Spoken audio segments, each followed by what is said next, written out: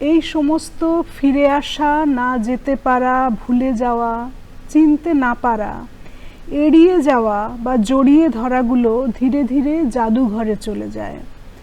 আমার কাছে শেষ পর্যন্ত কিছুই থাকে না।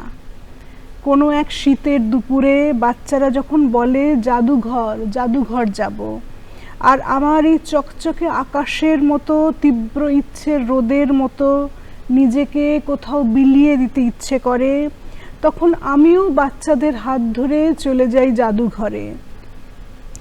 আর সাদা সাদা স্তম্ভের আড়ালে, সাদা সাদা তাকে বা পাথরের টেবিলে দেখি সাজানো আছে আমার সমস্ত ফিরে আসা, না যেতে পারা, ভুলে যাওয়া, চিনতে না পারা, এড়িয়ে যাওয়া বা জড়িয়ে ধরাগুলো।